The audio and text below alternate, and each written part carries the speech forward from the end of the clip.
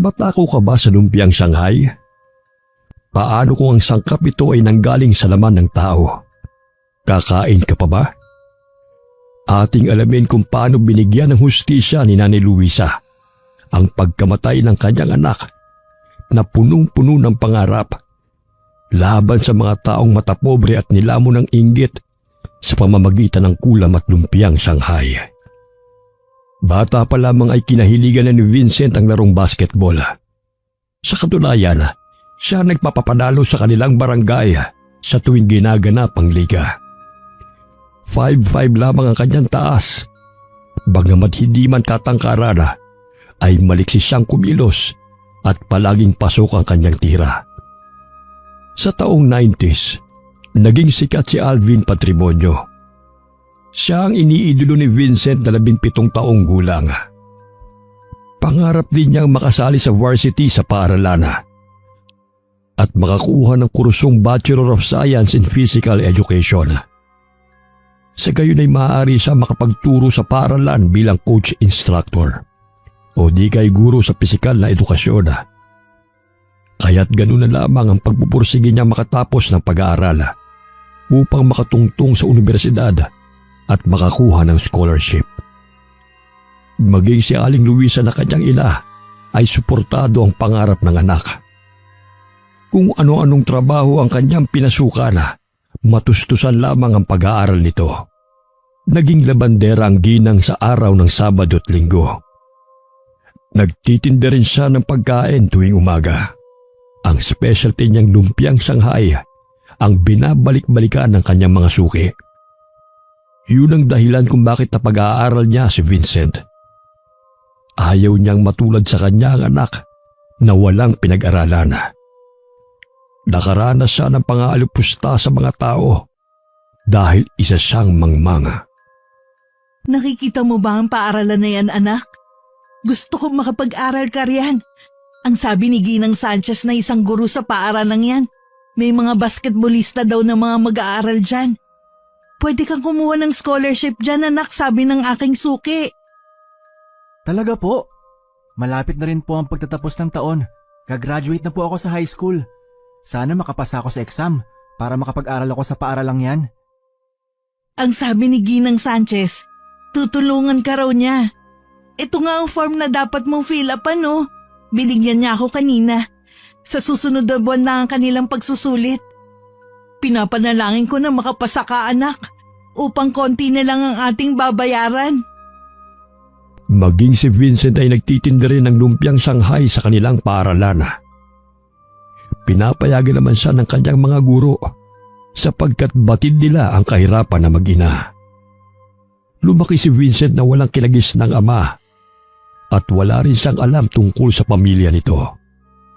Ang alam lamang niya ay ayaw ng pamilya ng kanyang ama sa kanyang ina. Kaya hindi na siya nagtatanong upang hindi na masaktan si Aling Luisa. Sumapit ang araw ng pagtatapos ni Vincent sa sekundarya. Hindi maitago ang kasiyahan ni Aling Luisa nang makita ang anak na nakasuot ng puting toga. Maging siya ay nagbihis ng bestidang puti na binili pa sa ukay-ukay. Ang gwapo mo naman, anak. Ipinagmamalaki kita. Mahal na mahal ka ni nanay. Maraming salamat po sa lahat ng suporta at pagmamahal, nanay. Mahal din kita. Napakaganda mo nga po sa suot niyong damit. Naku, 50 lang to, no? Hindi magkamayaw sa tuwa si Aling Luisa nang tawagin ang pangalan ng kanyang anak upang sabitan ng medalya. Pumapalakpak siya habang umaakyat sa entablado. Paika-ika niyang tinahak ang daan patungo sa kinaroroonan ng anak, kung kaya't may ilang tao ang natawa sa kanya. Bagamat karamihan ay humanga kay Aling Luisa dahil biniyayaan siya ng matalinong anak. Maraming natanggap na medalya at parangal si Vincent na hindi niya inaasahan. Mangiyak-ngiyak na isinuot ni Aling Luisa ang mga medalya kay Vincent. Naku, anak, hindi ko sukat akalain na ang dami mo palang medalya. Niyakap ni Vincent ang ina. Kahit kailan ay hindi niya ikinahiya si Aling Luisa sa kabila ng kapansanan nito. Hindi pantay ang mga binti ni Aling Luisa. Ang isa ay maiksi, kung kaya't kadalasan ay tinutukso siya ng mga bata. Maging ang anak ay naging tampulan din ng tukso.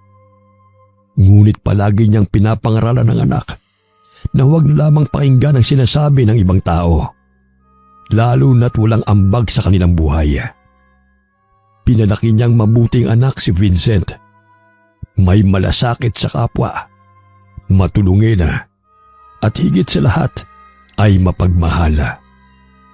Dahil para sa kanya, si Vincent lamang ang kanyang kayamanan, kung kaya't ibinuhos niya ang lahat ng mga kakayanan upang ipadama sa anak ang kanyang pagmamahal.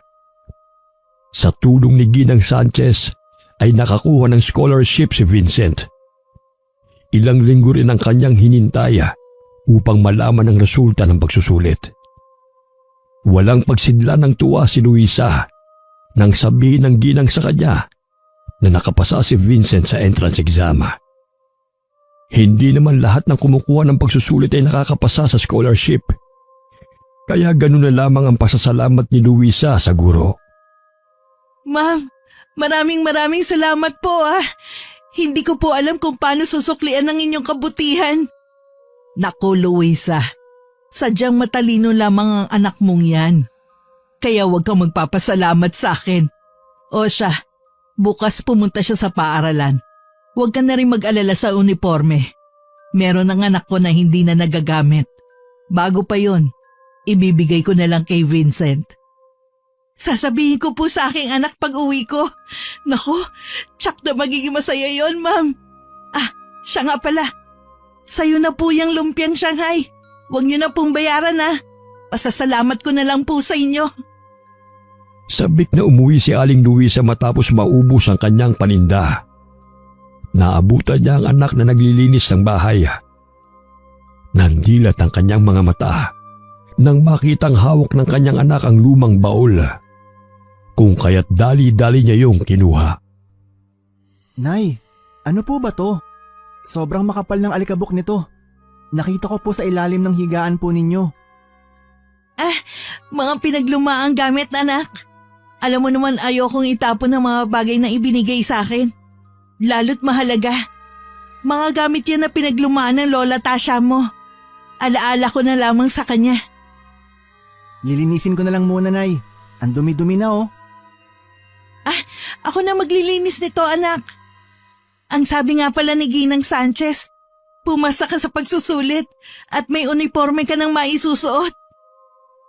Masayang niyakap ni Vincent ang ina dahil sa magandang balitang narinig. Ilang sandali inutusan niya ang anak na maghain na ng kanilang hapunan. Agad na itinago ni Luisa ang baul sa aparador at kinandado yun bago pa siya mapansin ng anak. Ayaw niyang makita muli yun ni Vincent sakaling malaman ito kung ano ang nasa loob ng baul. Matagal na niyang iwinaglis sa kanyang isipan ang mga gamit sa lumang baul sapagkat gusto niyang bigyan ng payapa at normal na buhay ang anak.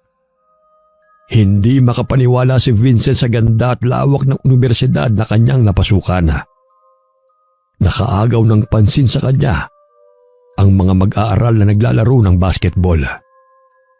Agad niyang tinungo ang silid kung nasaan si Ginang Sanchez. Ayon na rin sa sinabi ng ina. Magandang araw po, ma'am. Pinapunta po ako ni nanay. May ibibigay raw po kayo sa akin? Oo. Isukat mo nga yung mga damit. Pati na rin itong sapatos. Magkasing laki lang kayo ng anak ko Kaso ayaw niya sa uniformeng yan. Dahil maiksi raw sa kanya. Maging ang sapatos po? Kasya naman po, ma'am. Maraming salamat po. Laking pasasalamat ni Vincent sa ginanga.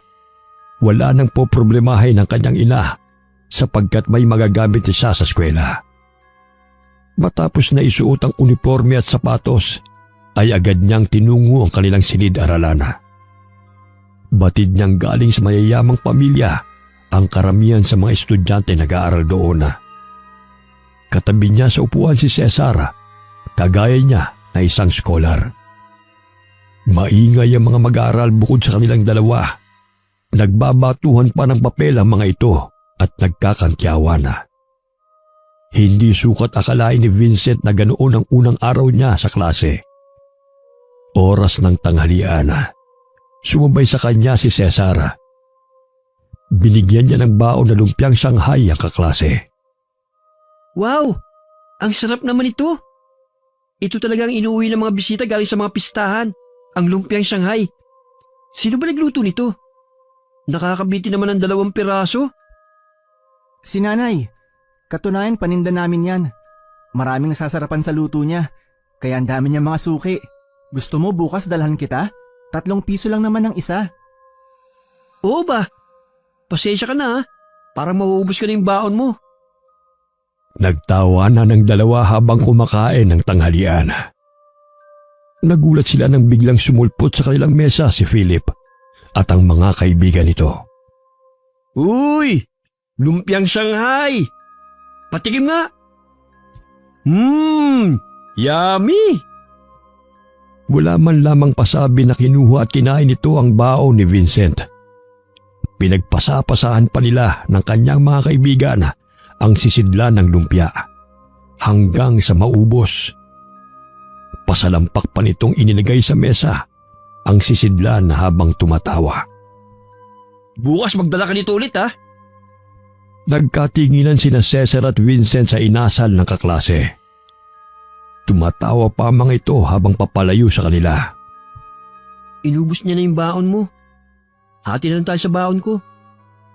Hayaan mo na lang sila. Baka bago lang nakakain ng lumpiang Shanghai na mura na, masarap pa. Imbis na magalit si Vincent, ay nagpatawa pa ito sa kaibigan. Ngunit lihim na nakaramdam ng pagkainis ang binatilyo dahil sa bastos na pag-uugali ng kaklase. Hindi niya akalain na karamihan sa mga mag-aaral doon ay may ganoong pag-uugali. Wari niya spoiled lamang ang mga ito, kaya ganun sila. Kinumusta ni Luisa ang unang araw ng anak sa eskwela. Mababanag ang pananabik sa kanyang mukha na marinig ang kwento ng kanyang anak. Napabuntong hininga na lamang si Vincent. Ayaw rin niyang mag-alala pa ang ina. Ayos naman po, Nay. May kaibigan na po ako, si Cesar. Nagustuhan nga po nung mga kaklase kong lumpiang Shanghai na baon ko eh. Talaga ba, anak? Sige, bukas dadagdagan ko ang baon mo para naman mabigyan mo sila. Wag na, Nay. Itinda mo na lang yan. Hindi rin po kasi ako pwedeng magtinda roon kasi pagagalitan ako ng ibang guro. Hindi na katulad ng dati. Napangiti na lamang si Luisa sa anak habang nilalabhan ang uniforme nito. Mababanaag ang kasiyahan sa kanyang mukha dahil natupad ang isa sa kanyang pangarap para sa anak, ang makapag-aral sa kolehiyo. Palaging nanonood si Vincent ng ensayo sa basketball sa tuwing tapos na ang kanilang klase. Tumalbog ang bola patungo sa kanya habang siya'y nakaupo. Nasalo niya yun. Napangiti siyang tinanawang ringa. Ilang sandali ay sinut niya ang bola at pumasok ito sa ringa. Laking gulat niya nang pumalakpak ang mga estudyanteng nanonood ng basketball. Uy! 3 points yun ah! Ang galing mo pala! Nakachamba lang siguro. Maging ang coach ay pumalakpak kay Vincent at pinuntahan siya nito. Sinabi ng coach na maaari siya mag-try out sakaling makasali siya sa team. Pagkarinig ni Vincent ay halos tumalon siya sa tuwa. Isa-isa nang natutupad ang kanyang mga pinapanalangin. Gaya ng sinabi ng coach ay pumunta si Vincent. Naglaro sila ng ibang miyembro ng team. Humanga si Coach Jose sa kanya dahil sa angkin niyang liksi at pagdedepensa. Pasok din lagi ang kanyang mga tira. Habang nanonood sa kanila si Philip ay napaisip nito. Mababanag ang pagkairita sa mukha nito nang marinig na bagong miyembro na ng team si Vincent at makakasama na nila sa pag-ensayo. Nakachamba ka, bata! Ngunit hindi ganun kadali ang sumali sa team ko. Lalo na, ako ang leader. Naintindihan mo? Lahat ng sasabihin ko, susundin mo. Kagaya nila, marami silang pinagdaanan bago ako pumayag na manatili sila sa team. Ang ayaw at hindi sumusunod sa patakaran ko ay out. Ano bang patakaran? Gayong sinabi ni coach na kasali na ako. Basta marami. Kung ayaw mong mawala ang scholarship mo, kinakailangan sundin mo ako. Kung hindi, out ka sa team. Out ka na rin sa paaralan na ito. Ganun lang kasimple. Ginawa nilang tagabitbit ng kanilang mga gamit si Vincent. Gayunman ay nag-aaral ng mabuti ang binatilyo. Pinagsabay niya ang pag-iensayo at pag-aaral. Kinakailangan niya magtiis hanggang siya ay makapagtapos. Hindi niya sinabi sa kanyang ina na ginagawa siyang katulong ni na Philip at ng grupo nito. Ayaw rin niya magsumbong sa kanilang coach dahil marunong magkunwari si Philip. Mabait ito kapag kaharap ang kanilang coach, ngunit tuso kung silang team lamang. Ginabi sa pag-uwi si Vincent galing sa paaralan. Pagod na pagod siya kung kaya't agad siyang humiga sa kanyang tinutulugan nang hindi man lamang nakapaghapunan. Naawa ang kanyang ina sa anak. Ginising niya ito, ngunit mahimbing na itong natulog. Kinaumagahan ay maagang nagising si Vincent upang umalis ng bahay. Anak, mag-agahan ka muna. Kagabi hindi ka nakapaghapunan eh. Pasensya na po. Nanibago lang siguro ako sa pag-iensayo. Nahihirapan ka ba anak? Napapansin ko kasing nangangayayat ka eh. Kapag nahirapan ka, maaari ka namang humito sa pag-basketball eh. Ayos lang po ako, Nay. Kaya ko po to. Ayaw huminto ni Vincent sa pagbabasketball dahil malaking tulong ang kanyang allowance. Hindi naman siya nahihirapan na pagsabayin ang pag-aaral at bilang isang manlalaro, kundi ang mga utos ng grupo ni Philip ang siyang nakakapagod para sa kanya. Madalas siyang kinukutusan ng mga ito sa tuwing hindi niya kagad nasusunod.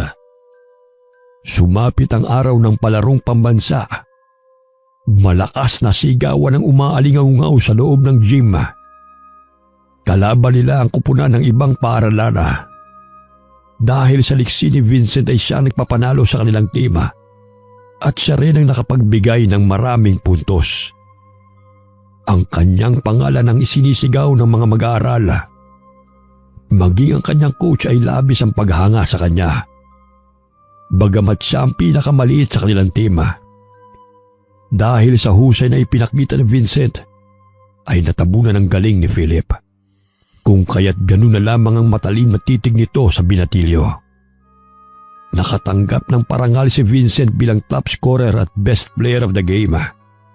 Ilang sandali napansin niyang masamang tingin ni Philip sa kanya.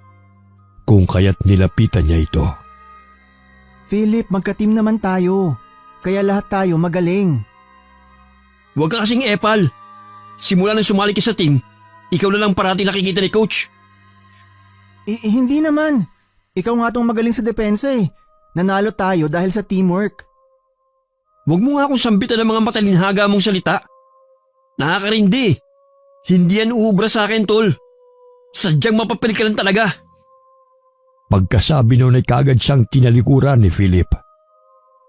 Masaya naman siyang sinalubong ni Cesar at pinagmamalaki ng kaibigan. Grabe, ang galing mo. Tinaob mo yung mayabong na Philip na yan. Buti nga sa kanya. Ikaw na ngayon ang iniidolo sa ating paaralan. Nako, hindi ah. Baguhan lang ako. Kaya kinakailangan ko pang mag-ensayo. Tsaka magaling na yan si Philip. Nakatatak ng pangalan niya sa paaralan. Hindi na mababago yun. Marahil sinuwerte lang ako. Ang humble mo naman. Sabihin mo na lang kasi magaling ka na, matalino pa. Hindi ka gaya ng iba dyan. Dinadala lang sa angas at yaman. Obob naman. Shhh! Ang bibig mo. Baka marinig ka. Patay tayo niyan. Nagtawa na ng magkaibigan. Ilang sandali nilapitan sila ni Ginang Sanchez at kinausap. Namumutawi sa mukha ng Ginang ang kasiyahan. Siguradong tatalo na naman sa tuwa itong si Luisa. Nakaka-proud ka, Vincent. Ipagpatuloy mo lang yan. Hindi magtatagal eh. May aahon mo rin ang iyong ina sa kahirapan. Simula na makapag-aral si Vincent sa universidad, ay tila tumayong ina niya ang ginang sa paaralan. Simula ng elementarya siya, ay suki na ito ng kanyang ina. Kaya batid ng ginang ang hirap na pinagdaanan ng kanyang ina upang mapalaki at mapag-aral lamang siya. Paminsan-minsan ay inaabutan siya ng ginang ng baon. Bilang sukli, ay nililinis niya ang silid-aralan nito at dinadalhan niya ng paborito nitong lumpiang Shanghai. Dahil sa kanilang pagkapanalo, ay nagpahanda si Coach Jose ng hapunan. Nagsalo-salo sila sa pagkain kasama ang ibang guro. Walang bukang bibig ang mga ito, kundi ang liksi at ang galing ni Vincent. 2 taon nang hindi nila nasusungkit ang gold medal. Ngunit dahil sa husay ni Vincent, ay nakuhang muli ng paaralan yon.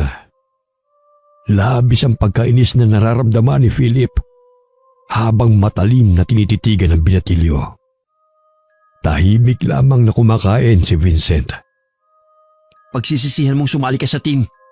Dahil sa'yo, nawala ng tiwala ang teammates ko sa akin. Pabulong na tugon ni Philip sa binatilyo. 3 taon ang tanda ni Philip kay Vincent. Ngunit magkaklase sila sa ibang subjects. Dahil dinadrop out niya ang asignaturang hindi niya makayanan. Wala naman itong problema sa pera, kung kaya't kahit ilang taon man siyang pabalik-balik sa paaralan, ay ayos lamang sa kanya. Hindi tulad ni Vincent na kaya niyang ipasa ang mga asignatura kahit abala sa pagiging manlalaro. 10:00 ng gabi na matapos ang salo-salo, sumabay si Vincent kay Coach Jose at Ginang Sanchez sa pag-uwi. Dito na lamang po ako. Maraming salamat po, ma'am, Coach Jose, sa paghatid. Ang dilim naman ng iskinita. Samahan ka na lang namin. Malayo-layo pa naman ang lalakarin mo. Ayos na po. Huwag na kayong mag-alala pa. Kaya ko na po. Tsaka sanay naman po ako sa lugar na to. Salamat po ulit. Sige, mag-ingat ka, Vincent. Congratulations ulit sa'yo. Hindi na nagpahatid pa si Vincent sa kanilang bahay. Hindi na rin naman makakapasok ang sasakyan sa iskinitang yon. Kinakailangang lakarin lamang. Ilang sandali ay naramdaman niyang may sumusunod sa kanya. Napalingon siya sa pag-aakalang si Coach Jose at Ginang Sanchez ang nagmamay-ari ng mga aninong kanyang nakikita. Bigla siyang nagulat nang may matigas na bagay na tumama sa kanyang noo, dahilan na mawalan siya ng malay. Nagising si Vincent nang buhusan siya ng malamig na tubig. Nakatali ang kanyang mga kamay at mga paa habang nakaupo siya sa silya. Inilibot niya ang kanyang paningin. Madilim ang lugar na yun. Sa hinuha niya ay nasa lumang gusali siya. Sino kayo? Bakit niyo ako dinala rito? Pakawalan niyo na ako, pakiusap. Hinihintay na ako ni nanay sa bahay. Umiiyak na nagmamakaawa si Vincent. Ngunit sunod-sunod na sampalang dumapo sa kanyang pisngi. Ilang sandali ay hinila ang kanyang buhok dahilan na siya'y napatingala. Tila matutuklap ang kanyang anit sa lakas ng lalaki. Marami kang kasalanan, boy. Dahil sa'yo, pinagtatawanan na ako ng mga tao. Dahil sa'yo, ang baba ng tingin nila sa akin. Ang medalya na lang ang may pagmamalaki ko sa aking mga magulang. Ngunit nang dumating ka, wala na akong silbi sa kanila. Hindi kita maintindihan. Pakiusap, kalagan mo na ako. Maawa ka sa akin. Mahirap lang po ako. Wala kaming pera na pang tubos. Hindi ko naman kailangan ng pere. Gusto ko, mawala ka sa akin landas. Namilog ang mga mata ni Vincent nang makita na may hawak na muriatic acid ang nakatakip na mukha na lalaki. Ibinuhos yun sa kanyang ulo. Nakaramdam siya ng pag-init ng kanyang katawan. Naramdaman niyang napaso ang kanyang anit dahilan na nalagas ang kanyang mga buhok. Malakas na palahaw ang pinakawala ng binatilyo. Ngunit binusala ng kasama nito ang kanyang bibig Kinalas ang mga tali sa kanyang katawan at kinaladkad siya patungo sa gitna. Paulit-ulit siyang sinisipa ng mga kalalakihan hanggang sa mamilipit siya sa sakit. Hindi ako naawa sa pag-iyak-iyak mong yan. Sa katunayan nga natutuwa pa ako makitang nahihirapan ka. Wala pang ipinanganak para talunin ako. Kaya kung sino man ang humarang sa landas ko, parurusahan ko. Hinang-hina na niyakap na lamang ni Vincent ang sarili. Tanging ang mukha ng kanyang ina ang kanyang iniisip habang siya'y pinapahirapan ng mga lalaking hindi niya kilala. Maya-maya'y kinaladkad na naman siya patungo sa maruming banyo. Dinudngod ang kanyang mukha sa loob ng maruming inodoro. Hindi makayanan ni Vincent ang baho, kung kaya't itinaas niya ang kanyang ulo. Aba, palaban ka, boy! Gusto mo bang magbanlaw? Inutusan nito ang kanyang mga kasamahan na dalhin sa drum ang binatilyo. Dooy nilublob nila ang ulo ni Vincent hanggang sa mahirapan itong huminga. Habol-habol ang paghinga ng binatilyo sa tuwing iniaahon siya sa tubig. Maawa na kayo sa akin! Wala akong kasalanan sa inyo! Sigaw niya. Ngunit pinagtatawanan lamang siya ng mga ito habang nakikita siyang nahihirapan. Maya-maya'y hinila na naman siya patungo sa gitna ng gusali.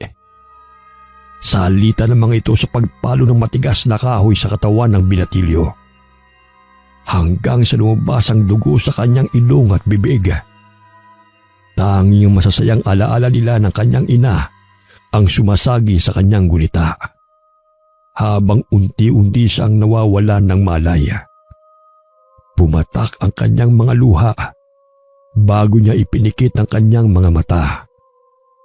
Ilang sandali huminto sa paghinga si Vincent at tuluyan nang nawalan ng buhay. Sinipa-sipa pa siya ng mga kalalakihan upang siguraduhin kung patay na nga ito. Pinulusuhan pa ng isang lalaki ang kanilang biktima at nakumpirmang nalagutan na ito ng hininga. Maghukay kayo, bilis! Baka may makakita pa sa atin! Agad na naghukay ng lupa ang mga kalalakihan kasama ng taong nag-utos sa kanila. Ngunit napatigil sila sa kanilang ginagawa nang maaninag ang ilaw na nanggagaling sa flashlight. Dumapa sila at nagkubli sa mayayamong na damuhan. Napansin nila na may taong napadaan sa lugar na yon. Ngunit dumiretso rin nang wala itong nakitang tao. Iwanan lang natin siya dito bago pa may makakita sa atin. Hindi naman nila matutukoy kung sino ang salarin. Basta walang bakas na maiiwan. Hubaran nyo na lang para sabihin na pinagdiskitahan ng mga tambay. Agad na sinunod ng mga kasamahan nito ang sinabi ng kanilang amo. Ilang sandali ay nilinis nila ang lugar at ang bangkay na animoy walang nangyari. Samantala, hindi mapakali si Aling Luisa dahil maghahating gabi na ay hindi pa nakakauwi ang anak. Hindi siya nakapanood ng laro ng anak dahil nilagnat siya dulot ng matinding pagod sa paglalabada at biglang naulanan sa daan. Nang makayanan na niyang makatayo, ay lumabas siya ng bahay upang sunduin sa labasan ng anak. Subalit wala pa rin ito. Nakaramdam ng hindi pangkaraniwang kaba si Aling Luisa.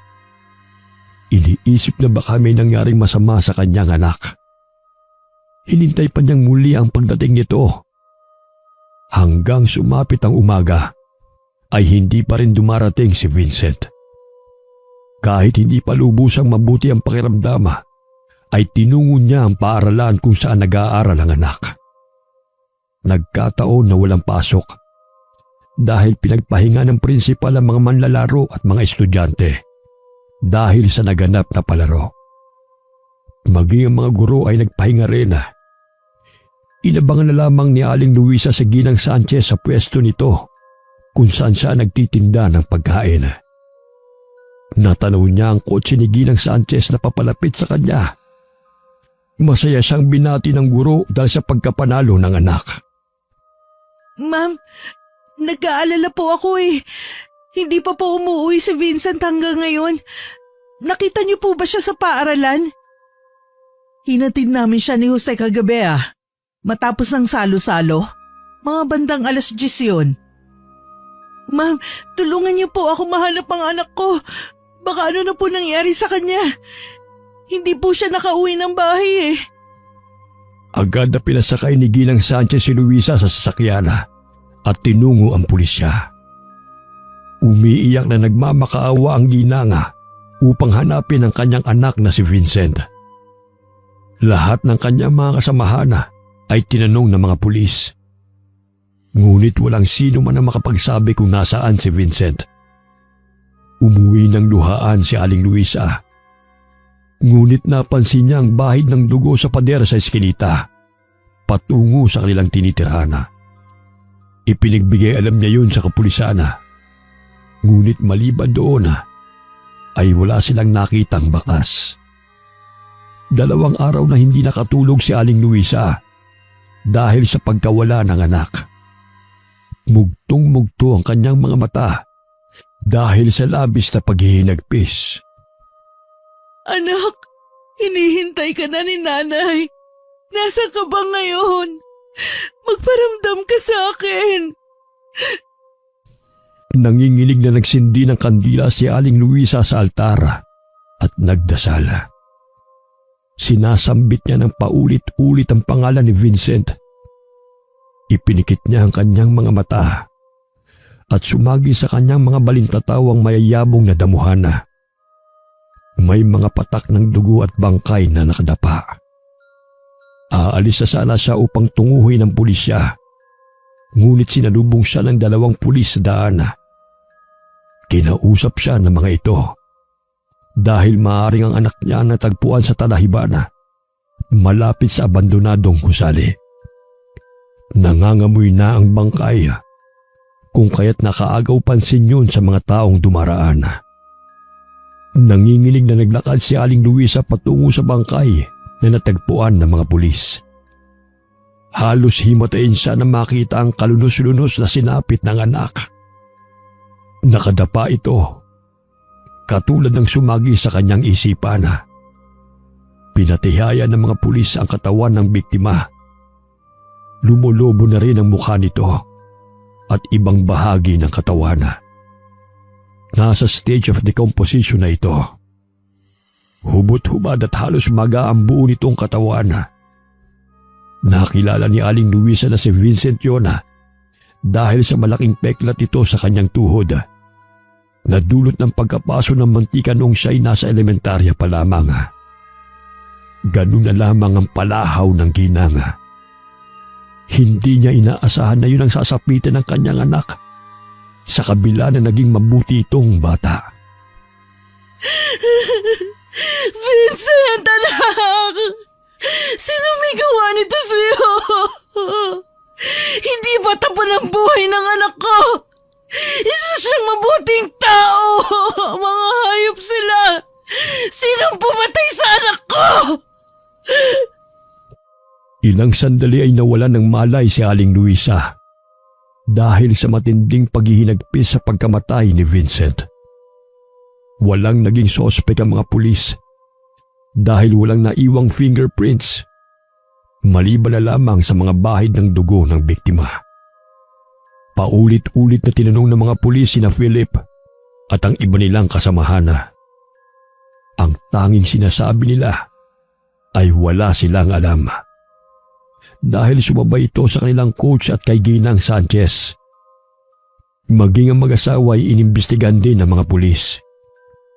Ngunit naging malinaw na hindi sila ang sospek dahil sa bahid ng dugo sa pader kung saan papauwi na si Vincent. Mangiyak-ngiyak din si Ginang Sanchez sa sinapit ni Vincent. Hindi rin siya makapaniwala na mangyayari ito sa binatilyo. Nagising si Aling Luisa sa klinika. Agad itong bumangon at tinungo ang kinaroroonan ng anak. Magpahinga ka muna, Luisa. Makakasama sa'yo yan. Ilang araw ka na rin hindi nakatulog at kumakain. Gusto ko makita ang anak ko, Ma'am. Gusto ko muna siyang yakapin bago siya imbalsamuhin. Pakiusap, gusto ko makita si Vincent. Umahagulgol na nagmamakaawa si Luisa sa ginang. Kung kaya't sinamahan niya ito sa morgue. Pinapasok nila si Aling Luisa at dooy nanginginig ang kanyang katawan habang nilalapitan ng anak. Anak, si nanay to. Patawarin mo ko. Wala ako sa panahon na humihingi ka ng tulong. Wala ako sa panahong nagmamakaawa ka sa mga hayop na gumawa nito sa'yo.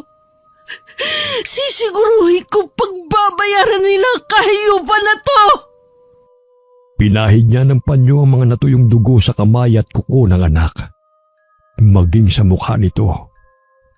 Agad niyang itinago sa bulsa ang panyo at lumabas ng morgue.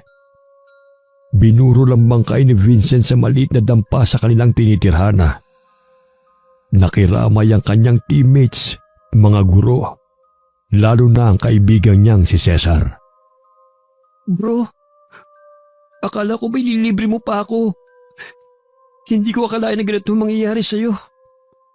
Mangiyak-ngiyak na kinausap ni Cesar ang kaibigan na nasa loob ng kabaong. Maging ang kanyang teammates ay sumilip sa kanyang bangkay. Isa-isang tinignan ni Aling Luisa ang mga mukha ng mga taong bumisita sa burol ng anak. Ilang sandali nagpaalam na ang mga ito upang umuwi. Ngunit nagpaiwan ng kaibigang si Cesar upang samahan ang naghihinagpis na ina ni Vincent. Sobrang bait po ni Vincent. Kahit nga po alam ko nahihirapan na siya, hindi pa rin siya nagrereklamo.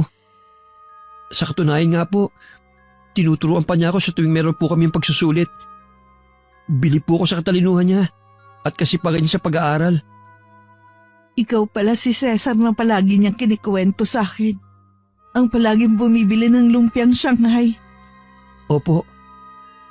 Ang iba nga po kinukuha na lang yung baon niya nang walang paalam eh. Hindi man na magsabi na gusto ang lumpia. Ang daming pera, pero ayaw bumili. Madalas nga po kinakawawa ng grupong yun si Vincent eh. Ayaw naman po niya magreklamo kasi natatakot po siya na baka mawala raw po ang scholarship niya kapag nagsumbong siya. Sino ang kumakawawa sa anak ko? Inuutusan lang po siya ng mga teammates niya. Yun daw po ang patakaran nila eh. Kapag bago sa team, kinakailangan muna raw po tigalinis ng quarters nila tsaka ng banyo at ang iba pa. Ilang araw na ang lumipas, ngunit hindi pa rin umuusad ang kaso sa pagkamatay ni Vincent. Nadismaya na si Aling Luisa sa mga kapulisan sa bagal ng hustisya. Pakiramdam niya ay nawawala na siya ng pag-asang makamit yun. Hinihintay na lamang ni Aling Luisa na mailibing ang anak bago hanapin ang may kagagawan nun sa kanya. Araw-araw na kinakausap ng ginang ang kabaong ng anak habang sinasambit ang mga Latin na kataga. Pumapatak ang kanyang mga luha sa kabaong habang kuyom ang kamao. Gusto niyang malinawan kung bakit yun ang sinapit ni Vincent. Anak, iparamdam mo kay nanay kung paano kanila pinahirapan. Ipakita mo kay nanay ang mga mukha ng mga taong gumawa nito sa'yo. Mula sa araw ng iyong libing, pinapangako kong hindi ako titigil hanggat hindi ako nakakapaghiganti sa kanila. Araw ng libing, hindi makapaniwala ang mga tao nang bigla na lamang may mga itim na ibon na palipad-lipad sa himpapawid habang isinisilid ang kabaong ni Vincent sa nityo. Maging ang mga itim na paro-paro ay nagsikalat sa paligid. Matapos ang libing ay nawala rin ang mga ito. Nagpaiwan si Aling Luisa sa sementeryo hanggang sumapit ang hapon. Hindi pa niya matanggap na patay na ang nag-iisa niyang pag-aasa upang mabuhay. Bumabalik sa kanyang gunita kung paano siya lambingin ng anak. Mga kwento ni Vincent tungkol sa kanyang mga pangarap. Lumuluhod na umiiyak si Aling Luisa sa harapan ng nityo habang niyayakap ang larawan ng anak. Punong-puno ng galit at pagtangis ang kanyang puso sa pagpanaw ni Vincent.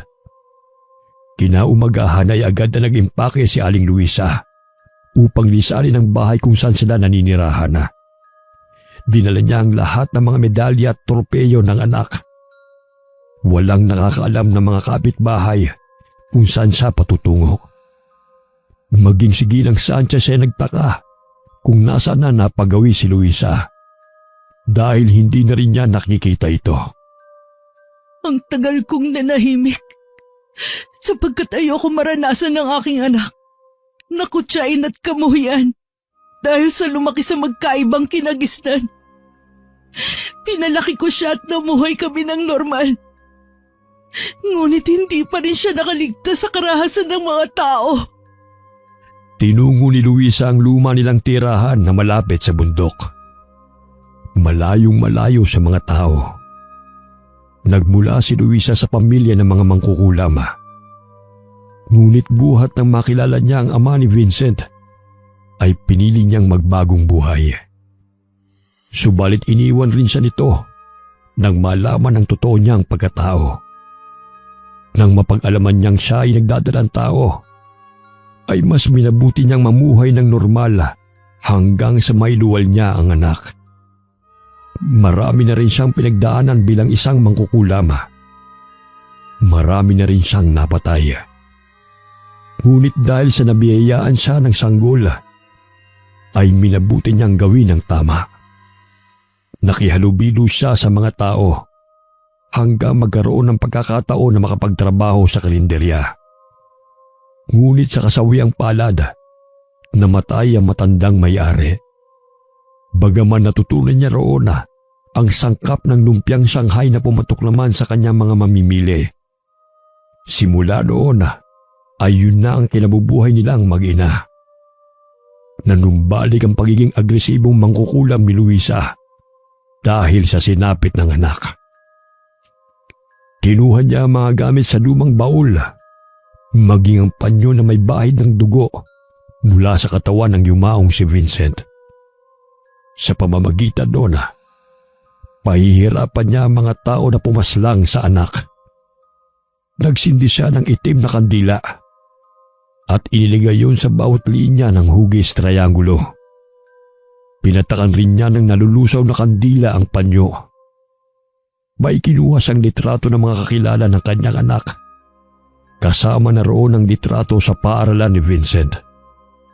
Mga kuha kasama ng mga teammates niya, guro, kaibigan, at kung sino-sino pang kakilala. Kapag tumigas ang ipinatak niyang nalusaw na kandila sa mukha ng taong nasa litrato, ang ibig sabihin doon ay hindi siya ang salarin. Ngunit kung hindi yun tumigas, ibig sabihin ay may ginawa itong di ka nais-nais sa kanyang anak. Nagdasal ng orasyon si Luisa sa harapan ng mga litrato kasama ang larawan ni Vincent. Ilang sandali ay isa-isa niyang pinatakan ng kandila ang mga mukha ng mga ito. Naghintay siya ng 2 minuto bago tinignan ang resulta. Namilog ang kanyang mga mata nang mapansin na 5 patak ang nalulusaw at hindi dumikit sa mga mukha ng taong nasa litrato. Nanginginig ang kanyang mga kamay nang makita kung sino-sino ang mga salarin sa pagpanaw ng kanyang anak. Mga hayop sila. Bumisita at nakilibing pa. Nakisimpat siya pero mga ahas. Mga hayop! Anong kasalanan ng anak ko sa inyo? Gumagulgol na niyakap ni Luisa ang litrato at medalya ng anak. Hinding-hindi pa siya nagkakamali sa paraan na yun upang tukuyin ang salarin. Mula pa yun sa kanyang lola hanggang sa ginagawa niya noon pa man. Pinaghandaan ni Luisa ang kanyang paghihiganti. Ginamit niya ang itim na kapangyarihan upang maisakatuparan ang kanyang mga plano. Wari niya'y dahil sa salapi ay mailap ang hustisya sa mga dukhang katulad nila. Pinagdikit-dikit ni Luisa ang mga larawan ng mga taong kumitil sa buhay ng kanyang anak. Inilatag niya ito sa panyo, kung saan naroon ang dugo na sanhi ng paghihirap ni Vincent. Sa panahon ng pagdadalamhati ng pusong Zoe, ako'y nananalangin na bigyan ng karampatang parusa ang taong halangang kaluluwa. Sa pagkamatay ng aking anak na si Vincent, ako'y nananaghoy.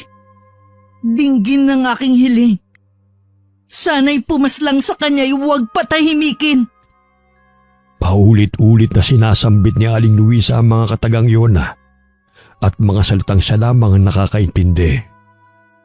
Itinataas niya ang 2 kandila at sabay na ipinatak ang mga nalulusaw na kandila sa mga mukha ng taong nasa larawan. Halos butil-butil ang pawis ni Joshua nang maramdaman ang init ng kanyang katawan. Hindi siya nakapag-ensayo ng araw na yun sa basketball dahil hirap siyang makabangon. Uminom na siya ng gamot, ngunit hindi pa rin napapawi ang sakit ng kanyang kalamnan. Kaya't dinala siya sa ospital ng kanyang mga magulang. Namilog ang kanyang mga mata nang makita ang doktor na kanyang kaharap. Kawangis ni Vincent na nooy nakangisi sa kanya. May hawak itong injection na ang laman ay dugo. Lumalapit ito sa kanya at pilit na hinahawakan siya sa braso upang iturok yun. Malakas na sumigaw si Joshua upang humingi ng tulong. Habang nagpupumiglas na makawala sa doktor na kawangis ni Vincent, maya-maya'y bumukas ang ilaw at bigla niyang iminulat ang kanyang mga mata. Habol-habol ang kanyang hininga dahil isa lamang yung masamang panaginip. Oh, Tol, kumusta ka na? Ano nangyari sa'yo? Bigla ka lang tumira dito sa ospital. Tol, nagmumulto ng mokong na yun. Napanaginipan ko siya. E di sana minuturin niya ako. Kakanood mo yan ng horror movies eh. Huwag kasi masyado magkape para mabawasan naman yung nervyos mo. Tinawanan na lamang niya ang kaibigan habang ikinukwento sa kanya ang masama nitong panaginip. Ngunit naningkit ang kanyang mga mata nang sandaling maninaw ang isang lalaki na animoy kamukha ni Vincent. Dumaan ito sa bandang pintuan ng kwarto ni Joshua. Kinurap-kurap niya ang kanyang mga mata dahil imposible ang kanyang nakita. Ilang sandali ay dumating na ang rasyon na pagkain. Iniabot kay Joshua ang pinggan na may lamang kanin at ulam. May lumpia pa itong kasama. Nakayanan na niyang umupo kung kaya't agad na rin siyang kumain. Isinubo niya ang lumpia, ngunit namilog ang kanyang mga mata nang makita na bigla itong naging daliri ng tao at punong-puno ng dugo. Naitapon niya ang pagkain dahil sa pagkagulat. At tinignan ng lumpia kung talagang daliri nga yun, katulad sa kanyang nakita. Ngunit tanging lumpia lamang ang nasa sahig. Tol, binabagabag na yata ako ng aking konsensya. May konsyensya ka pala. Huwag kang manghinaing sa mokong na yun. Hindi nga tayo nakulong eh. Kaya huwag ka na mag-isip ng kung ano-ano. Natabunan na ang kaso niya, Tol. Huwag ka naman problema. Itiko mo lang ang bibig mo. Kailangan ko na umalis. Baka hinahanap na ako ni Coach. Dahil naging maayos na ang pakiramdam ni Joshua, ay pinayagan na siyang makauwi ng doktor. Tanging ang driver na lamang niya ang sumundo sa kanya. Lula ng sasakyan, ay dinala siya ng driver sa hindi pamilyar na lugar. Ilang sandali ay may nalanghap siyang hindi kanais-nais na amoy, kung kaya't nawalan siya ng malaya.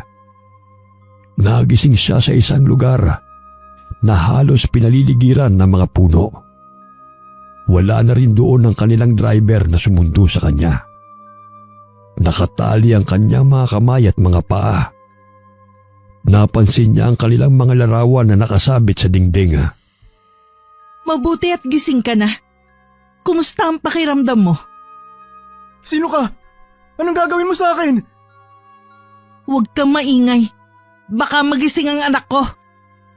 Mahimbing siyang natutulog. Ayaw na ayaw pa naman niya na maingay. Pag nagising siya, puputulin ko ang matabil mong dila. Galit na inilapat ni Luisa ang patalim sa pisngi ng binata, kung kaya't natakot siya sa babae. Huwag ka mag-alala. May kasama ka naman dito.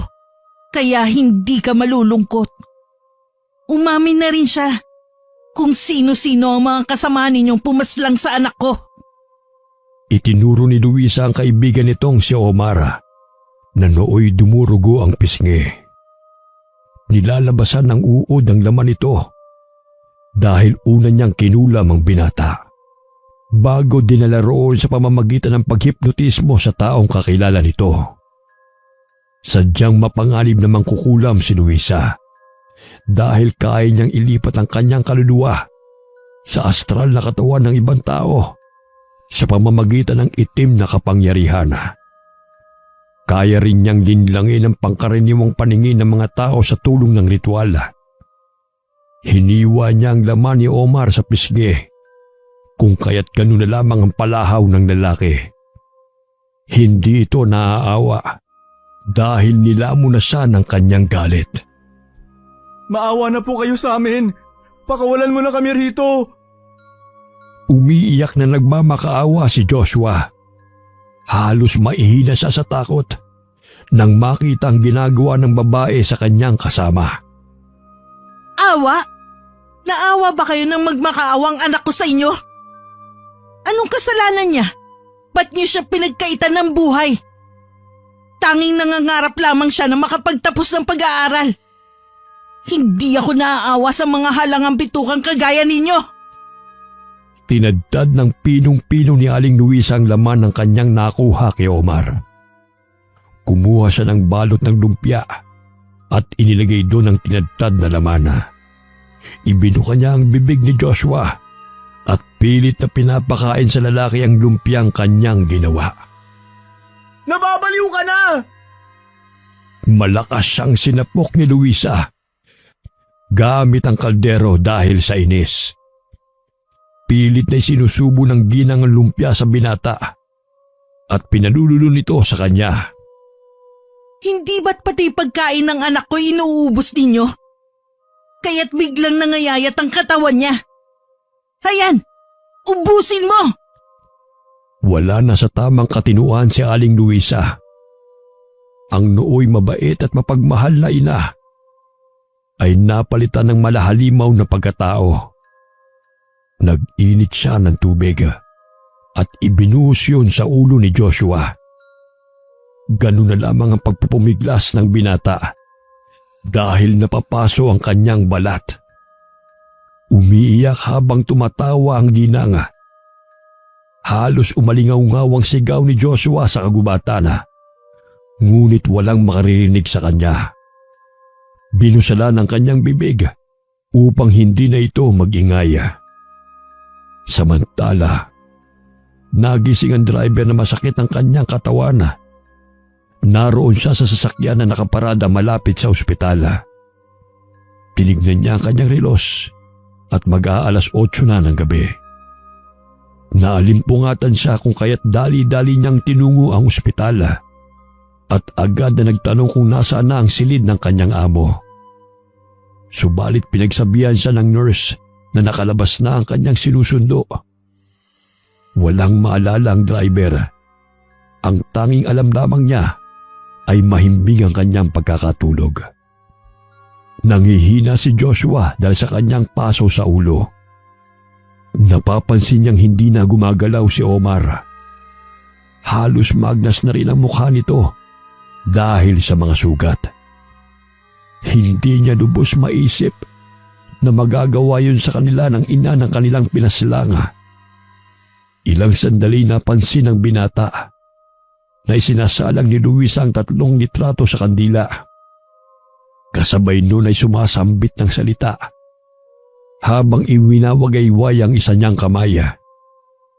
Maya-maya'y inilagay niya itong muli sa ibabaw ng panyo at tiniklop yun. Inilagay niya sa gitna ng hugis triangulo na linya. Mamaya'y may makakasama ka na naman.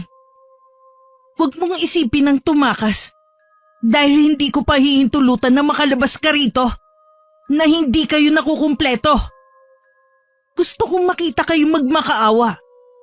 Ngunit walang makakarinig sa palaghoy ninyo. Walang ibang makakain si Jose maliban sa ginawang lumpia ng ginanga na inilagay sa kanyang harapan. Halos masuka siya dahil laman yun ni Omar na binalot upang gawing lumpiang Shanghai. Wala siyang magawa dahil sa matinding gutom. Ginisa naman yun ng ginanga kaya't kinagat niya ang lumpia na nakapatong sa mesa. Hinang-hina na rin siya at hindi na kayang kalaga ng sarili. Naaamoy na rin ni Joshua na nagsisimula ng mabulok ang katawan ng kaibigan. Magsisiman siya, ngunit huli na. Hindi na sila mapapatawad ni Aling Luisa. Nagulat si Philip nang makita si Coach Jose sa kanyang likuran. Sinabihan siya nito na may pupuntahan sila, kung kaya't kagad naman itong sumama. Nagtaka ang binata kung bakit ibang kotse ang kanilang sasakyan. Subalit laking gulat niya nang makita sa replika ng salamin na hindi na si Coach Jose ang nagmamaneho ng sasakyan. Isang lalaki na kawangis ni Vincent. Imposibleng buhay ka! Ilang sandali nagbago na naman ang mukha nito sa paningin ng binata. Ngumisi ito sa kanya kung kaya't natakot siya sa lalaki. Gusto pa niyang agawin ng manibela, ngunit may matigas na bagay ang biglang sumalpok sa kanya na nagmula sa kanyang likuran. Nang makarating si Luisa sa kanyang tinitirhan, ay dala niya na ang 3 binata na pumaslang sa kanyang anak. Hinipnotismo niya ang isang driver ng taxi upang sumunod sa utos nito. Pagkagising naman ito'y wala na itong maalala. At sa tuwing may makakita naman sa kanya, sa ilalim ng kapangyarihang itim, ang tanging makikita ng pangkaraniwang paningin sa kanya ay wangis ni Vincent. Hinila ni Luisa sina Philip, Eddie at George patungo sa kanyang dampa. Agad niyang tinali ang mga kamay at paa ng mga ito. Sinipa-sipa ni Joshua ang mga kaibigan upang magising, subalit hindi pa rin nanumbalik ang kanilang mga ulirat. Hayaan mo na silang magpahinga. Mahaba ang binyahe namin. Paano mo nagagawa itong mag-isa? Hindi ako nag-iisa. Marami akong kasama na hindi ninyo nakikita. Gusto mo bang ipakilala ko sila sa'yo? Nanahimik si Joshua dahil batid niyang iba na naman ang iniisip ng ginanga at masasaktan lamang siyang muli. Ilang sandali nagising sina Philip. Ganun na lamang ang pagkagulat ng mga ito nang makita ang kanilang sitwasyon. Nasaan ako? Anong ginawa mo sa amin? Nagpalinga-linga siya hanggang masipat ng kanyang paningin ang walang buhay na si Omar. Naaamoy na rin nila ang umaalingasaw na amoy na nanggagaling sa naaaglas nitong katawan. Nang dahil sa kulam ay nilinlang ni Aling Luisa ang kanilang pag-iisip, kung kaya't nakayanan niyang dalhin ang mga binata sa kanyang lugar. Hindi lamang ang pagbibigay ng sakit sa pisikal ang kulam, maging sa pamamagitan ng isip. Sapagkat gusto niyang makita ang paghihirap ng mga tao na kumitil ng buhay ng kanyang anak. Gusto niyang danasin rin ng mga ito ang hirap na pinagdaanan ni Vincent. Anong ginawa mo sa kanila? Pawal mo kami rito, baliw! Tumahimik ka! Ang pinakaayaw ko sa lahat, yung reklamador! Nanlaki ang mga mata ng ginanga dahil sa pagkairita kay Philip. Kung kaya't hiniwa niya ang naaagnas na laman ni Omar at binalot sa lumpia wrapper. Ibinuka niya ang bibig ng binata at pilit na pinapakain. Dinuraan siya ni Philip sa mukha kung kaya't nagdagdagan ang kanyang galit. Kinuha niya ang itak na naroon sa ibabaw ng lamesa at inilapat yun sa leeg ng binata.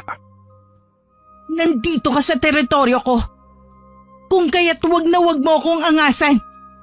Kung anong pinag-uutos ko, sundin mo. Naiintindihan mo ba ako? Pilit na isinubo ni Luisa ang ginawa niyang lumpiang Shanghai sa bunganga ni Philip. Kung kaya't nasuka ang binata sa kanyang ginawa. Maya-maya'y huminahon si Luisa at umupo sa kanilang harapan. Isa-isa niyang pinakita ang larawan nilang mag-ina sa mga bihaga. Masasayang alaala na punong-puno ng pangarap. Ngunit hindi na may babalik dahil patay na si Vincent. Umiiyak na nagkwento siya tungkol sa kanilang mag-ina. Ngunit bigla na namang nagbago ang tono ng kanyang pananalita at galit na pinagsasampal ng mga binata. Anong kasalanan ng anak ko sa inyo? Hindi ako perpektong ina. Pero ibinibigay ko ang lahat para maging masaya siya at maging mabuting tao. Ngunit bakit niyo siya pinatay? Bakit niyo siya pinatay? Sagot! Nanginginig na napasiksik ang mga binata sa sulok dahil sa takot sa ina ni Vincent. Hindi nila sukat akalain na isa palang mangkukulam si Aling Luisa. Itinuro ng ginang ang mga kalansay na nakahilera sa gilid ng kanyang kubo. Sa tulong ng liwanag ng gasera, ay nakita yon ng mga binata. Sinabi ni Luisa sa kanila na kalansay yun ng kanyang asawa at mga biyanana.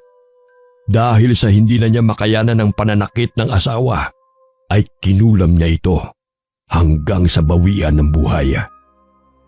Nang dahil din sa hindi magandang pagtrato ng kanyang mga biyanan sa kanya at pangaalipusta, ay binigyan rin niya ang mga ito ng sakit hanggang mamatay. Kung kaya't nagkaroon siya ng pagkakataon na makatakas mula sa kalupitan ng mga ito.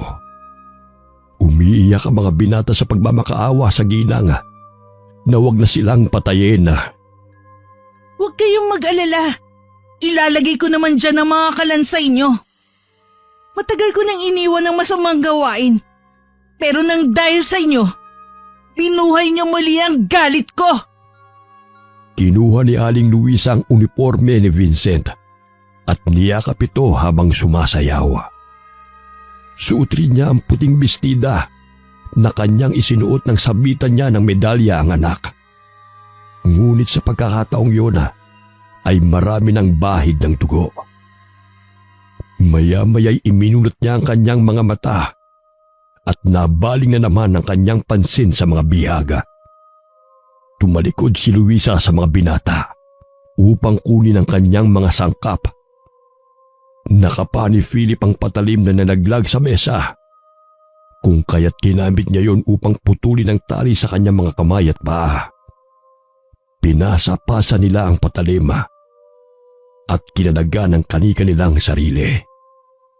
Umarap si Luisa sa mga binata, ngunit laking gulat niya nang hatawin siya ng itak ni Philip, dahilan na matamaan siya sa pisngi na nagdulot ng hiwa. Papatayin kita! Isusunod kita sa anak mo!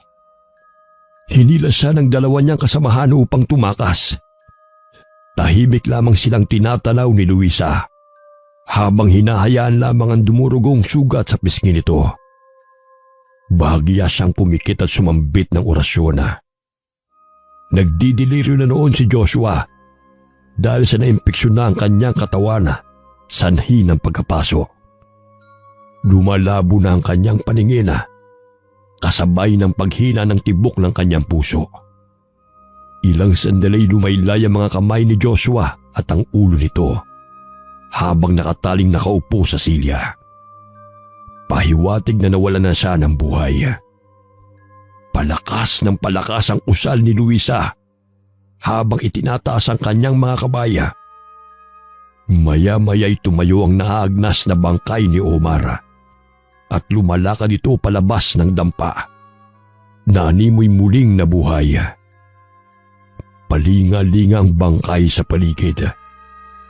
Ilang sandali malakas na kinalas ni Joshua ang mga tali na nakapulupot sa kanyang katawan. Lumalakad din ito palabas ng kubo habang nakayuko.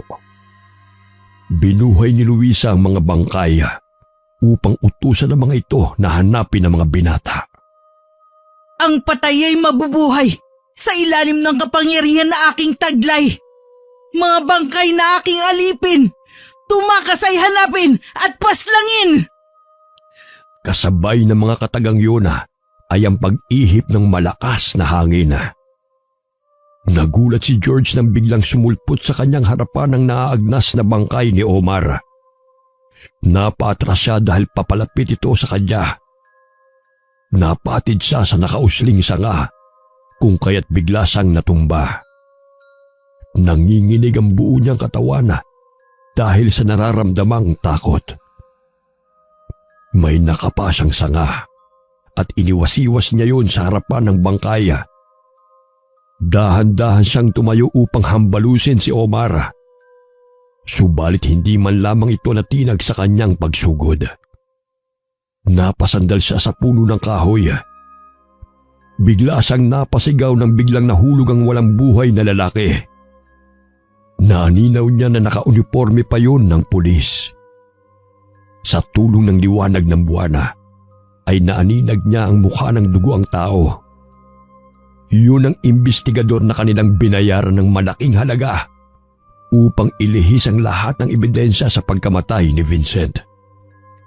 Gumapang si George sa damuhana at pilit na ikinukubli ang sarili. Naririnig niya ang humahangos na bangkay ni Omar. Batid niyang palapit na ito sa kanya.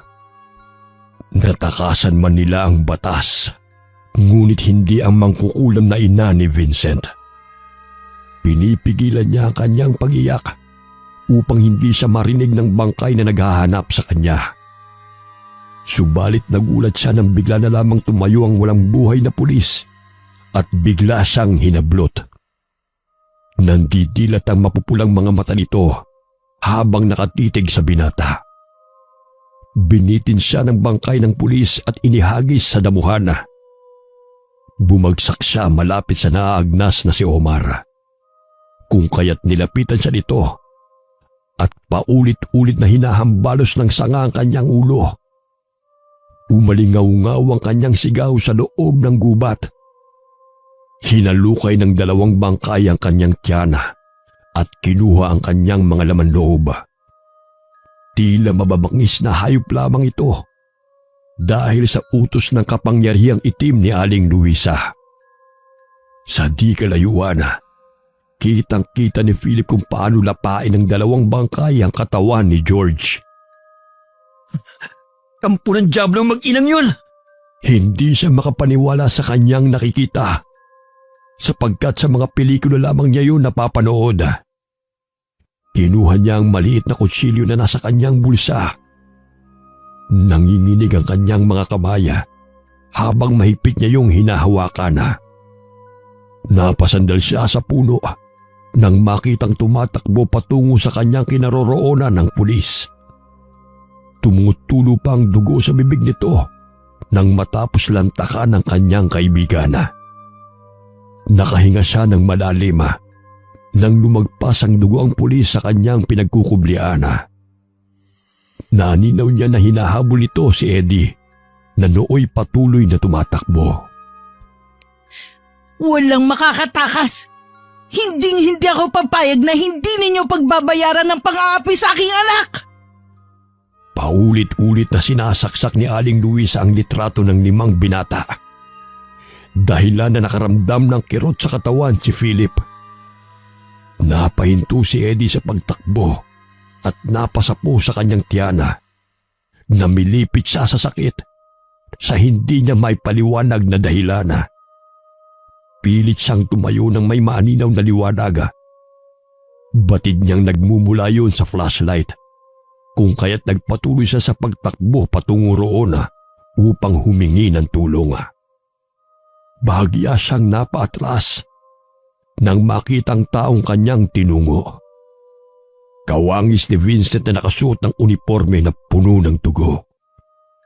Kinurap-kurap niya ang kanyang mga mata.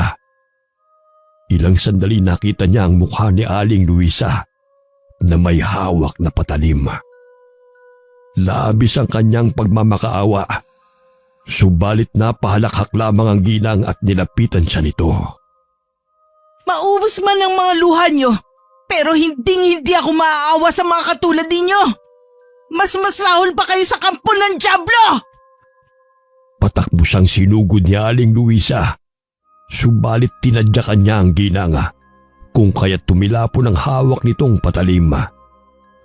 Tumakbo siyang muli upang lumayo sa babae, subalit humarang sa kanyang harapan ang bangkay ni Omar, na nooy nanilisik ang mga matang nakatingin sa kanya. Bigla siya nitong sinakala. Nanlaban siya sa bangkay, kung kaya't nagpagulong-gulong sila sa damuhana. Ilang sandali ay tinusok niya ang mata ng kalabana gamit ng kanyang daliri.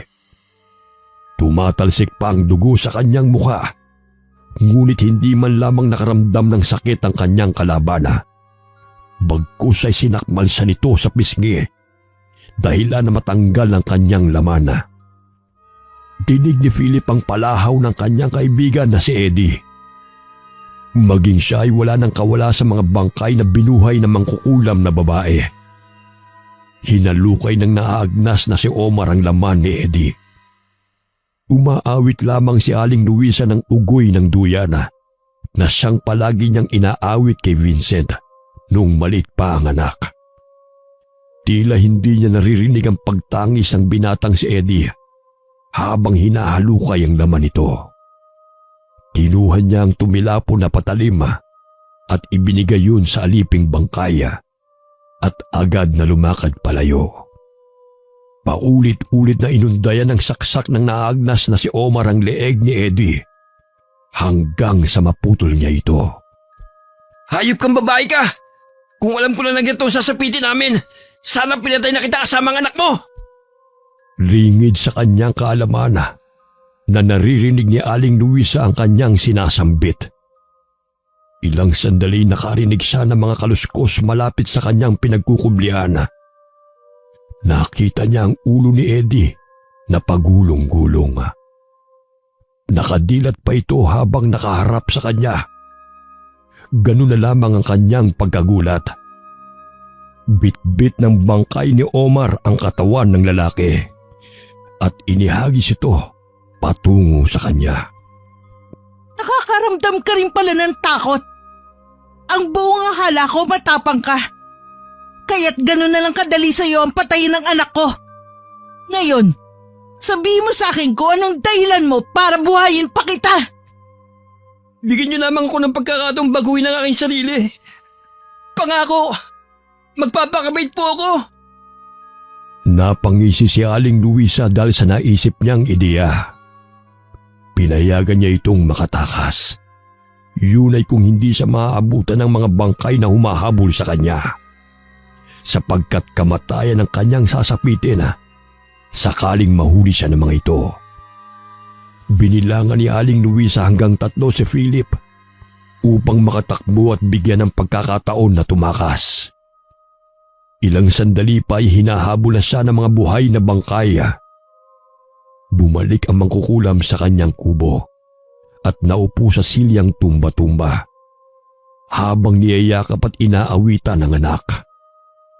Napapikit siya habang inaalala ang magandang kwentuhan nila ni Vincent na umaagos sa mga luha sa kanyang pisngi. Mahal na mahal kita, anak. Lahat gagawin ko para sa'yo. Samantala, humahangos na tumatakbo si Philip. Sumasakit na ang kanyang mga paa, ngunit nanaig sa kanyang isipan ang makatakas. Naaaninaw niya ang 3 bangkay na humahabol sa kanya, kaya't kinakailangan niya magpatuloy sa pagtakbo. May nakapasang kutsilyo, kung kaya't bahagya siyang nakaramdam ng pag-asang makalaban sakaling maabutan siya ng mga ito. Bagamat napapansin niya na kahit malayo na ang kanyang itinakbo, ay pabalik-balik lamang siya sa kanyang dinadaanan. Ang palatandaan niya ay ang puno ng mangga na may mga dugo. Shit! Naliligaw ako! Sana bang daan palabas sa impyernong lugar na ito? Hinubad niya ang kanyang damit dahil yun ang paraan ng mga tao kapag naliligaw. Tumakbo siyang muli, subalit hindi pa rin umubra ang kanyang ginawa. Bigla siyang nagulat nang maramdaman na may mga kamay na humawak sa kanya. Bumungad sa kanyang paningin ang katawan ni Eddie na nooy pugot ang ulo. Tumayo ito sa kanyang harapan at kinakapasan ito. Malakas niyang tinadyakan yun kung kaya't bumulagta ito sa damuhan. Nakaramdam siya ng pagod kung kaya't sandali siyang napaupo habang hinihingala. Batid niyang mahihirapan siyang makalabas ng gubat dahil hindi niya kabisado ang daan. Sa palagay niya'y nililigaw siya ng babae. Ilang sandali ay may nakita siyang tao na nakadapa. Pinatihaya niya yun, ngunit laking pagkabigla niya nang makita niya ang kanyang mukha. Ganun na lamang ang kanyang takot kung kaya't agad siyang tumayo upang umalis doon. Subalit biglang hinawakan ng lalaki ang kanyang paa at kinanadkad siya nito. Maya-maya'y naaaninaw niya na nagpalit ito ng wangis ni Vincent. Pagkurap niyang muli ay nakita niyang ang bangkay ni Omar ang humihila sa kanya. Bitiwan mo akong hayop ka! Sinaksak niya ang mga kamay ng humihila sa kanya, kaya't bahagya siyang nabitiwan ito. Lingid sa kanyang kaalaman na pinaglalaruan ni Aling Luisa ang kanyang pag-iisip.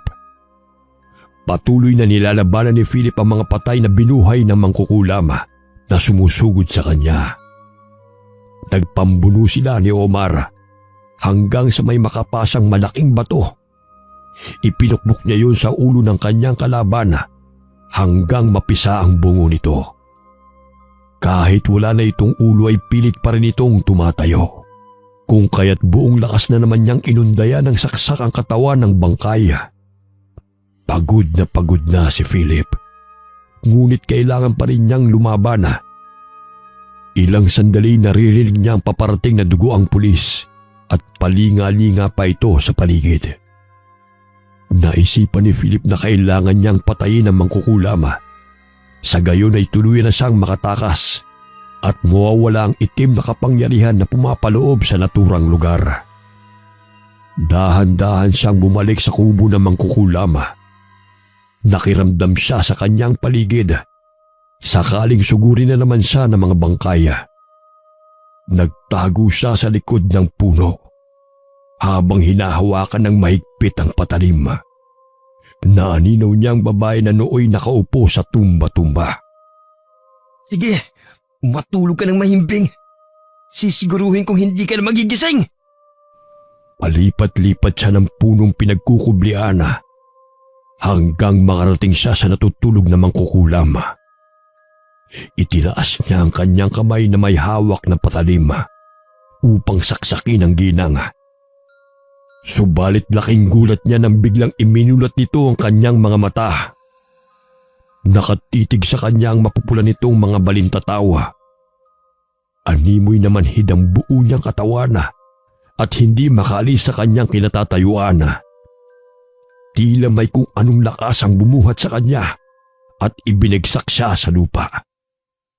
Namilipit siya sa sakit at nabitiwan ng patalim na kanyang hawak. Akala mo ba'y basta-basta lang kitang patatakasin? Wala kang utak! Bawat araw ng pagkawala ng anak ko, pagdudusahan mo! Inapakan ni Aling Luisa ang kamay ni Philip na nooy inaabot ang kutsilyo. Ilang sandali napansin niya ang bangkay ni Joshua na paika-ikang lumalakad papalapit sa kanya. Bumalik muli ang ginang sa tumba-tumba at muling umupo. Pinagmamasdan ang namimilipit sa sakit na binata. Ipinikit na naman niyang muli ang kanyang mga mata at hinayaan si Philip na saktan ng binuhay niyang bangkay. Pilit na tumayo ang binata at tumakbo na namang muli upang takasan ang patay na humahabol sa kanya. Napagtanto niya na ginagamit ng mangkukulam silang magkakaibigan upang patay nila ang isa't isa. Nanginginig ang buo niyang katawan habang nagkukubli sa mga damuhan. Malalim na ang gabi kung kaya't naramdaman niya na nangihina na rin ang kanyang katawan dahil sa walang katapusang pagtakbo. Bumalik sa kanyang alaala kung paano nila pinahirapan si Vincent na wala namang ginawang kasalanan sa kanila. Dahil lamang nilamon siya ng inggit at pagiging makasarili kung kaya't nagawa niya ang karahasang yun. Napatigil siya sa pag-iisip nang maninamang duguang si Joshua. Bahagya itong napahinto sa tabi ng walang buhay na pulis at pasalampak na naupo. Hinalukay nito ang laman loob ng pulis na animoy isang hayop. Hindi lubos maisip ni Philip na mangyayari ito sa kanila. Dahil sa matinding pagod at pagkagutom, ay unti-unting lumabo ang paningin ng binata hanggang sa mawalan siya ng ulirat. Naririnig ni Philip ang tawanan ng kanyang mga kaibigan habang nakatingin ang mga ito sa kanya. Umaalingaw-ngaw ang mga boses habang siya'y ginigising. Panaginip lang ang lahat? Nasambit niya at unti-unting iminulat niya ang kanyang mga mata. Ngunit napabalikwas siya ng bangon nang mapansin ang nakahandusay ng mga bangkay sa kanyang tabi. Tinakpan niya ang kanyang dalawang tenga dahil pabalik-balik sa kanyang pandinig ang mga boses ng kanyang mga kaibigan. Ikaw ang pumatay sa amin! Traitor ka! Kasalanan mo to! Ikaw ang dapat parusahan dahil ikaw ang nag-utos sa amin na patayin si Vincent! Paulit-ulit na mga salitang kanyang naririnig. Nangingitim na rin ang palibot ng kanyang mga mata. Natataranta siya sa tuwing may nadidinig na kaluskos. Palinga-linga siya sa paligid, ngunit wala na roon ang babaeng mangkukulam.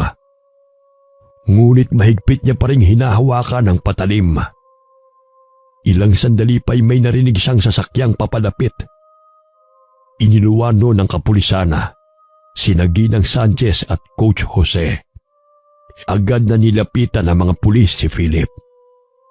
Sir, hindi ako pumatay sa kanila. Wala akong kasalanan. Siya, ang babaeng niya nang pumatay sa aking mga kasamahan.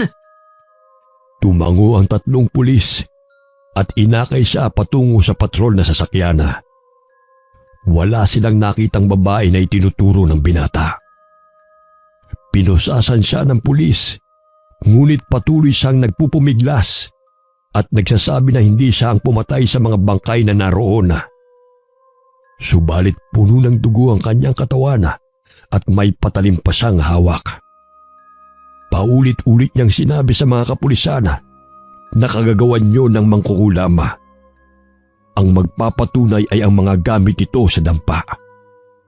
Subalit laking gulat niya na wala silang nakitang mga gamit doon bukod sa mesa at silya. Nandiyan ang mga gamit niya. Mga kandila, litrato at kung ano-ano pa. Pinatay niya sila Omar, Joshua, George at Eddie. Binuhay niya ang mga patay. Maniwala po kayo sa akin. Hanggang sa narating nila ang istasyon ng pulisya, iginigiit ni Philip na hindi siya ang pumaslang sa mga kasamahan. Bigla siyang napatigil sa pagsasalita nang makita ang isang babae na lumabas ng silid. Siya! Siya ang mangkukulam at nagpahirap sa amin. Maniwala po kayo. Hulihin niyo po siya! Napakamot ng ulo ang babaeng pulis dahil napagkamalan siyang mangkukulam. Hindi makapaniwala si Ginang Sanchez at Coach Jose sa ginawa ni Philip sa mga kaibigan nito, maging sa isang pulis. May nakapagsumbong sa mga kapulisan sa ginawang krimen ni Philip. Ayon na rin sa mga nurse sa ospital na si Philip ang sumundo kay Joshua nang lumabas ito ng ospital. Hindi makapaniwala si Philip sa kanyang narinig. Hindi ako! Ang mangkukulam! Ang babae! Biktima ako! Hindi ako salarin! patuloy niyang itinuturo ang mga babaeng nasa kanyang harapan, maging si Ginang Sanchez. Maya-maya ay dumating ang kanyang mga magulang at nakita ang kalagayan ng anak. Hindi nakulong si Philip sa salang pagpatay sa mga kasamahan. Inilagak siya sa mental hospital dahil wala na ito sa tamang pag-iisip. Walang araw na hindi siya natatakot. Madalas ay tumatakbo siya sa kanyang kwarto at nagtatago sa ilalim ng kama. Hinahabol daw siya ng mga bangkay na muling nabuhay. Dahil sa pagod ay nakatulog si Philip. Ilang sandali napabalikwas siya ng bangon nang sumagi na naman sa kanyang mga balintatawang mukha ng kanyang mga kasama. Kahit saan man siya tumingin ay nakikita niya mga ito.